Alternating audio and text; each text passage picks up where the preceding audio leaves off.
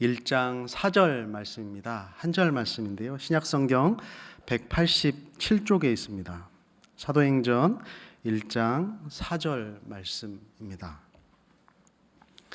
우리 한 말씀이니까요. 우리 마음을 합하여서 합독할 때 하나님께서 주시는 음성을 듣겠습니다. 함께 읽겠습니다. 시작. 사도와 함께 모이사 그들에게 분부하여 이르시되 예루살렘을 떠나지 말고 내게서 들은 바 아버지께서 약속하신 것을 기다리라. 아멘. 네. 성도 여러분, 우리는 왜 모입니까? 교회는 왜 모일까요? 우리는 너무 익숙하게 모이죠. 주일에 모일 때 마치 달력에 표시에 된 날처럼 우리가 주일에는 빠짐없이 모이기도 하고, 또 수요 예배나 새벽 예배도 예외 없이 많이들 모이십니다. 그런데 익숙함은 종종 본질을 흐릴 때가 있죠.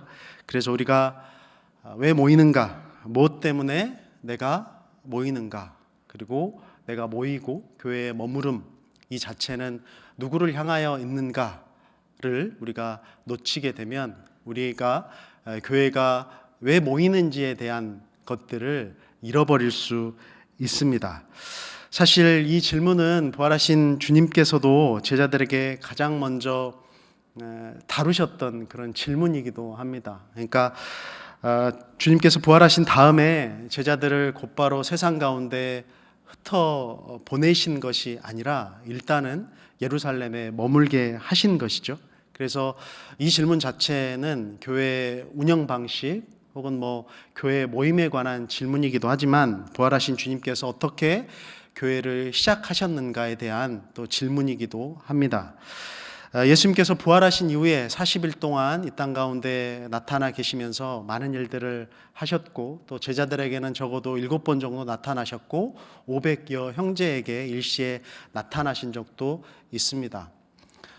제가 만약에 예수님이었다고 하면 부활하셨으니까 제일 사람들이 많이 모일 때, 그리고 예루살렘에서, 그리고 절기나 이럴 때 나타나셨더라면, 그리고 나를 십자가에 못 박았던 당국자들이나 또 유대 종교 지도자들에게 이렇게 나타나서 내가 부활했노라 이렇게 자랑하실 수도 있을 것 같습니다. 많은 제자들을 호위대로 이렇게 삼아서 지나다니면서 부활하신 예수님을 충분히 드러내셨다라고 한다라면 부활에 대한 어떤 도둑설이나 부활에 대한 증거 자체가 지금 필요 없을 정도로 완전한 현실이 된 거니까 오히려 그렇게 하셨으면 어땠을까 하는 그런 생각을 해본 적이 있습니다. 그런데 주님께서는 그렇게 하지 않으셨죠.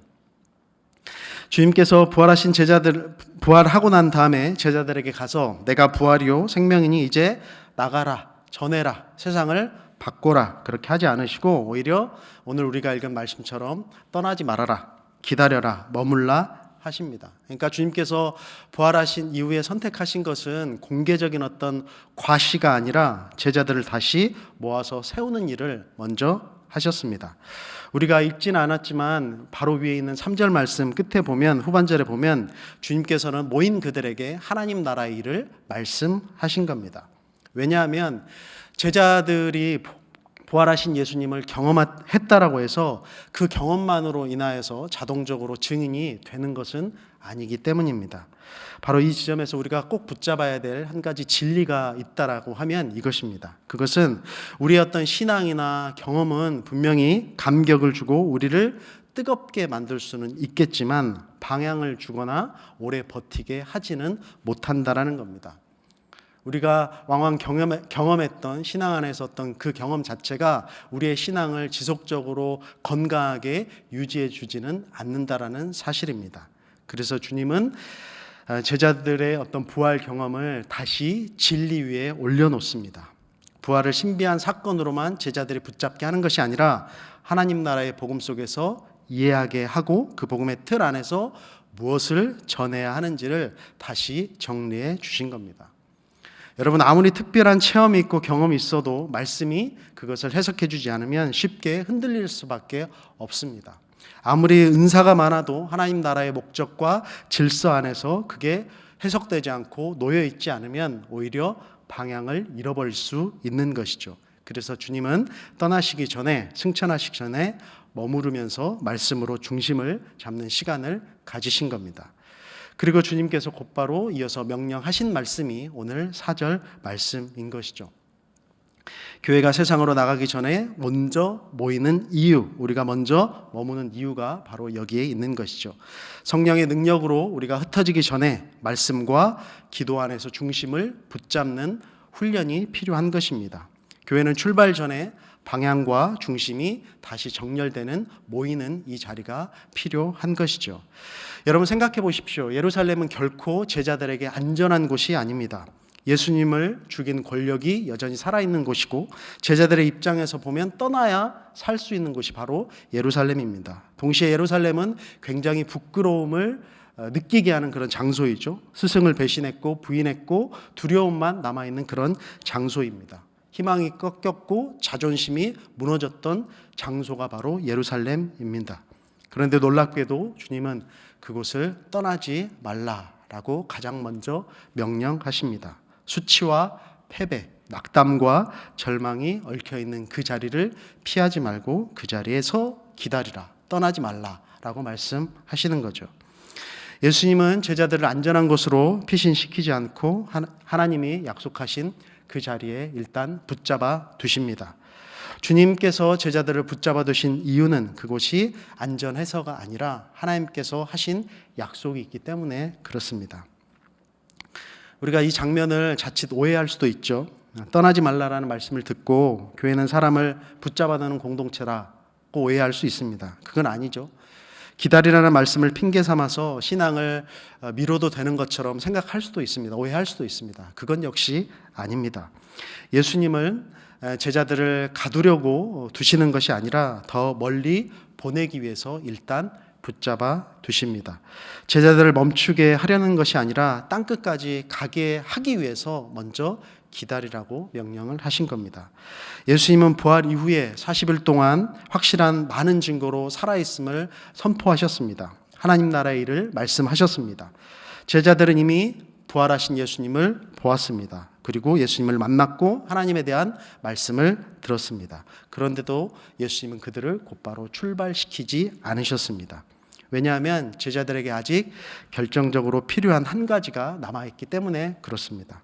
더 많은 경험이 아니라, 더 많은 지식이 아니라, 더 강한 의지가 아니라, 더 강한 열정이 아니라 성령의 임재 안에서 다시 세워지는 그 중심, 그게 중요했기 때문에 일단 기다리라 말씀하신 겁니다. 사실 이 방식은 사도행전에만 나오는 예외적인 방식이 아닙니다. 출애굽한 이스라엘 백성이 광야에서 가장 먼저 한 일은 그들은 곧바로 강해지거나 곧바로 성숙해지지 않았죠. 오히려 흔들렸습니다. 나오자마자 원망했고 불평했고 우상을 만들었죠. 이스라엘 백성들의 문제는 정보가 부족해서가 아니라 그 중심이 하나님께 고정되지 않아서였던 겁니다. 그래서 하나님은 출애굽한 지 3개월 만에 시내산에 머물게 하시죠. 시내산은 단순히 경유지가 아닙니다. 시내산은 하나님 백성의 중심을 다시 세우는 장소였던 겁니다. 거기에서 율법을 세우시고 언약을 세우시고 너희가 누구인지를 다시 깨닫게 하셨습니다. 마찬가지입니다. 하나님은 종종 우리를 바로 보내기 전에 먼저 머무르게 하십니다. 움직이기 전에 먼저 서게 하시는 거죠. 달리기 전에 먼저 무릎 꿇게 하십니다. 이것이 머무르는 힘, 떠나지 않는 힘입니다. 이것이 교회가 1차적으로 붙잡아야 되는 어떤 구심력인 것입니다. 광야에서 하나님은 성막을 공동체 한가운데 두게 하셨죠. 그리고 그 성막을 중심으로 해서 이동했고 광야에서 머물게 하셨습니다. 이동의 편의가 아니라 신앙의 중심 때문에 그런 것이죠. 삶의 중심이 하나님께 있어야 한다라는 것을 광야에서 몸소 체험하기 위해서, 경험하기 위해서 그렇게 하신 겁니다. 여러분, 인간은 중심이 비면 분명히 다른 무언가가 중심을 차지하게 되어 있습니다. 두려움이 중심이 되기도 하고, 또 돈이 중심이 되기도 하고, 인정욕이 중심이 되기도 하고, 분노가 중심이 되기도 합니다. 그리고 특정 사람이 중심이 되기도 합니다. 그런데 하나님은 공동체 한복판에 성막을 세워두심으로써 이렇게 가르치시는 거죠. 너희의 중심은 내가 되어야 한다라는 겁니다. 교회도 마찬가지입니다.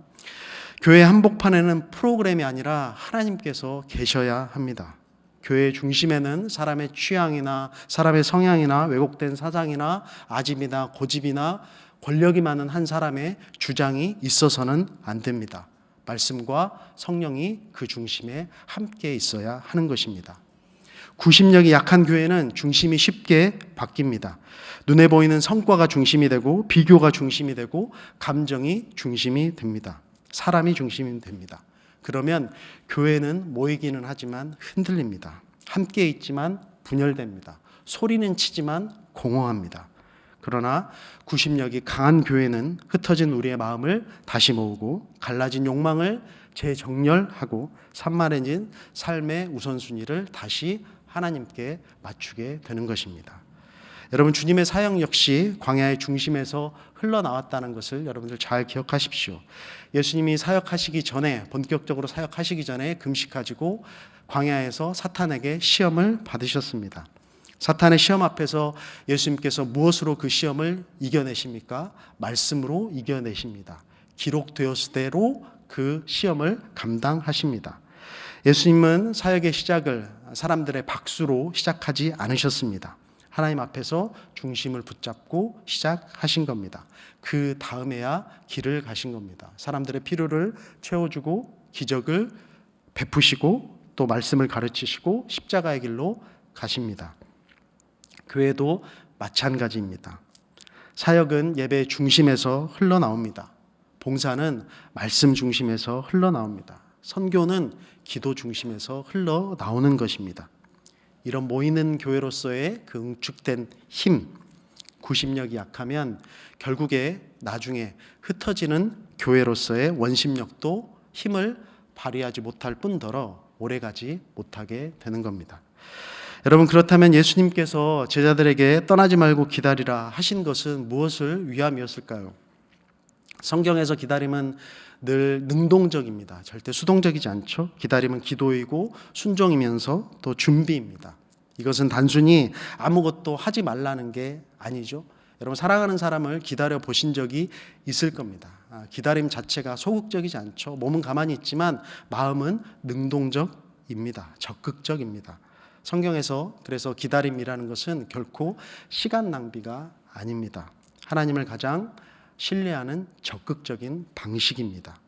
그래서 우리가 읽지는 않았지만 아주 유명한 그 8절 말씀 너무나 잘 아시지 않습니까? 예수님은 제자들에게 성령을 기다리라고 명령을 하시는 거죠. 예수님 제자들에게 무엇을 너희가 지금 더 하라고 말씀하시는 것이 아니라 지금 너희들이 부활한 주님을 경험한 그것으로 인간의 열심으로 하나님의 일을 추진하지 말고 성령이 임할 때까지 기다리라는 겁니다. 사명이 먼저가 아니라 너희들의 정체성을 다시 한번 확인하는 것이 먼저이고, 교회가 무엇을 하느냐가 문제가 아니라 어떤 힘으로 교회가 채워지고 어떤 힘으로 교회가 출발하느냐가 중요하기 때문에 제자들에게 이렇게 말씀을 하신 겁니다. 여러분, 교회는 인간의 추진력으로 움직이는 굴러가는 단체가 아닙니다. 교회는 성령의 임재로 살아 움직이는 공동체입니다. 그래서 오늘 우리가 읽은 이 4절 말씀은 앞서 말씀드린 8절 말씀과 뗄래야 뗄 수 없는 불가분의 관계에 있습니다.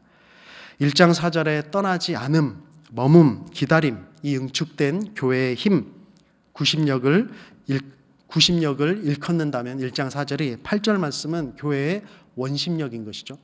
그러니까 4절에 떠나지 말라라는 것은 8절의 땅끝까지를 위한 준비인 것이고, 기다리라는 것은 증인을 위한 훈련이 되는 것입니다. 그리고 그 출발 한가운데에 성령 하나님께서 자리하고 계신 겁니다.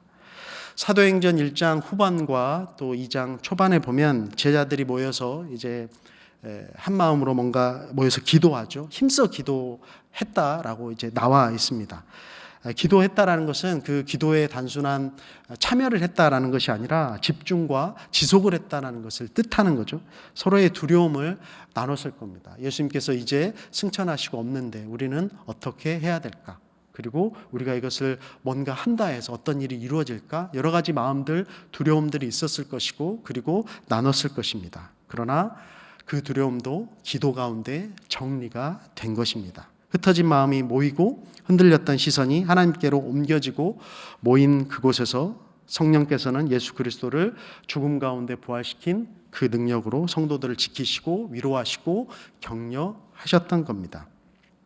제자들은 기도하면서 예루살렘을 떠나지 않고 기다렸고 그때 성령이 그 가운데 불같이 임하게 된 것입니다. 사랑하는 여러분, 이 장면이 바로 교회의 구심력이 실제로 작동하는 모습입니다. 제자들은 본인들이 모여서 뭔가를 더 해보려고 서두르지 않았습니다. 서로를 붙잡으려고 하지도 않았습니다. 다만 하나님 앞에 모여서 머물면서 한 마음으로 기도했습니다. 그 자리에 흩어졌던 마음들이 모였고 두려움이 정리되었고 중심이 다시 하나님께 맞춰졌습니다. 그리고 바로 그 공동체 위에 성령께서 임하게 된 것이죠. 그래서 여러분, 구심력이 강한 교회란 사람을 단단히 붙잡아두는 교회는 아닙니다. 구심력이 강하다는 것은 교회에 오면 결국에 하나님께로 돌아오는 힘이 있다라는 뜻입니다. 낙심한 성도가 하나님께 돌아오고 죄로부터 넘어졌던 성도가 하나님께로 돌아오고 또 분노에 사로잡힌 성도가 하나님께 돌아오고 지친 성도들이 다시 하나님께로 방향을 돌리게 된다면 그 교회는 구심력이 강한 교회입니다. 다시 말해서 구심력은 사람의 중심을 세우는 힘이 아니라 하나님을 중심에 세우는 힘입니다. 구심력이 가장 분명하게 드러내는 것이 바로 예배이죠. 여러분, 예배는 우리의 기분을 달래는 시간이 아닙니다. 삶의 중심을 하나님께 맞추는 시간입니다. 예배 중에 어떤 마음의 뜨거움이 없어도 괜찮습니다. 중요한 것은 마음의 중심이 다시 하나님께로 내가 맞춰지는가 그렇지 않는가가 훨씬 더 중요합니다. 예배를 느낌의 소비나 감정의 소비로 만들면 구심력은 약해질 수밖에 없습니다. 그러나 예배를 중심의 회복으로 드리면 구심력은 강해집니다. 설교를 듣고 좋다라고 끝나면 그것은 정보에 머물지만 내가 설교를 듣고 내가 돌아가야 될 중심이 무엇인지 다시 정리되면 그것은 좋은 방향이 되는 것입니다. 여러분, 구심력은 감탄으로 생기지 않습니다. 순종으로 생기는 겁니다. 한 가지라도 순종할 때 그 순종이 우리의 중심을 더욱 단단하게 만드는 것입니다. 여러분, 성경에도 모였지만 중심 무너진 공동체들이 분명히 등장하죠. 아시는 것처럼 금송아지 사건 너무나 잘 아시지 않습니까? 그들도 모이긴 했습니다. 그들도 열정도 있었습니다. 그들도 제단을 쌓고 하나님 앞에 예배를 드리긴 했죠. 그러나 그들의 중심은 하나님이 아니었던 겁니다. 중심이 눈에 보이는 신이었고 그들의 불안의 해소였고 즉각적인 만족이었던 겁니다. 그래서 그들이 드렸던 예배는 하나님께 연락되지 않았던 것이죠. 모임은 있었지만 그것은 결국에 우상 숭배가 된 것입니다. 여러분, 교회는 모인다라는 사실만으로 교회가 되지 않습니다. 무엇을 중심에 두고 모이는가, 그것이 교회가 되는 것입니다. 중심이 하나님이면 교회이지만 중심이 다른 것이면 모임은 있어도 교회가 교회다울 수 없는 것이죠. 사랑하는 여러분, 기다림은 결코 낭비가 아닙니다. 기다림은 훈련입니다. 우리 삶에도 예루살렘을 떠나지 말라 하는 그런 일들이 종종 있지 않습니까? 어쩌면 오늘 이 자리에 있는 성도님들 중에도 하나님이 보내시기 전에 먼저 멈추게 한 그런 일들을 경험했고 경험하고 계신 분들이 더러 있을 거라 생각이 듭니다. 일이 풀리지 않는 시간, 또 문이 열리지 않는 시간들, 또 앞이 보이지 않는 시간, 또 기도가 메마른 시간들, 그 시간은 하나님께서 우리를 버린 시간이 아니라 지금 이 자리에 앉아 있는 우리를 다시 빚으시는 시간인 줄로 믿습니다. 여러분, 급하게 움직이면 멀리 가는 것 같지만 또 중심이 무너지면 결국에 방향을 잃는 것이기 때문에 하나님께서 종종 우리를 멈추게 하심으로 인하여서 우리를 살려내시기도 하는 겁니다. 예수님 제자들에게 분명히 떠나지 말라고 하셨죠. 교회를 정착지로 만들라라는 뜻은 결코 아닙니다. 오히려 교회를 출발점으로 만들라라는 뜻입니다. 교회는 성도를 묶어두는 것이 아니라 성도를 세상 속으로 보내기 위한 준비의 자리입니다. 그래서 앞서 말씀드린 오늘의 1장 4절 말씀과 또 1장 8절 말씀은 이 구심력과 원심력은 결코 경쟁하지 않고 결코 대립하지 않고 서로 상호 보완하는 그런 말씀입니다. 중심이 단단할수록 더 멀리 나갈 수 있고 붙잡힘이 깊을수록 보내심은 흔들리지 않는 것입니다. 여러분, 화살을 멀리 쏘기 위해서 활 시위를 깊이 당겨야 하지 않습니까? 그것과 똑같습니다. 활 시위를 깊이 당기지 않고 활을 쏘면 그냥 가까운데 떨어지고 말죠. 그리고 그 긴장을 내가 늦추면 그 방향을 잃어버리고 화살이 빗맞게 되는 것입니다. 구심력과 원심력의 관계가 바로 이런 관계에 있는 것입니다. 그래서 하나님은 먼저 우리를 일단 머무르게 하시는 겁니다. 멈추게 하시고 기다리게 하시고 중심을 다시 바로잡게 하십니다. 이것이 결코 지체가 아니라는 말씀입니다. 교회가 하나님 앞에서 또 우리가 하나님 앞에서 더 깊이 모일수록 세상 속으로 흩어질 때 더 분명한 증인이 될 것입니다. 교회라는 것은 모임과 파송 둘 중에 하나를 선택하는 공동체가 아니죠. 교회는 모임을 통하여서 파송을 준비하는 거고 또 파송을 통하여서 모임의 의미가 무엇인지 세상 가운데 증명하는 공동체입니다.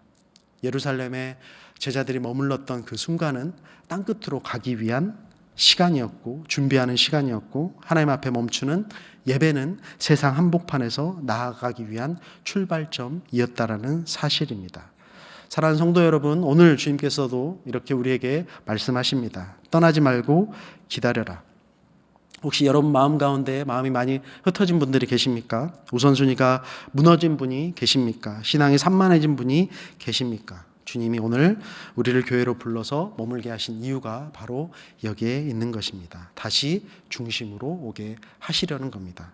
그래서 오늘 우리가 기도해야 될 것은 주님, 제가 더 열심히 살게 해주십시오. 뭔가를 하게 해주십시오가 아니라 주님, 제 중심을 다시 붙잡아 주십시오. 주님, 제가 더 멀리 가게 해주십시오가 아니라 주님, 제가 먼저 주님께 먼저 깊이 머물게 해 주십시오. 그때 주님은 우리를 비로소 보내실 것입니다. 그리고 그 보내심은 억지가 아니라 우리에게 충분한 은혜가 될 줄로 믿습니다. 그리고 그 보내심은 부담이 아니라 우리에게 사명이 될 것입니다. 여러분, 교회는 우리를 세상으로부터 숨겨주는 그런 공동체가 아닙니다. 교회는 우리를 세상 속으로 보내기 전에 하나님께 붙잡히게 하는 공동체입니다. 그래서 멈춤은 정체가 아니라 보내심을 위한 하나님의 아주 귀한 방식입니다. 그래서 우리는 제자리를 반복해서 걷거나 제자리를 빙글빙글 돌기 위해서 모이는 것이 아니라 하나님의 때, 하나님의 방향으로 보내지기 위해서 모이는 존재로, 모이는 교회로 존재한다라는 것을 꼭 기억하실 수 있기를 바랍니다.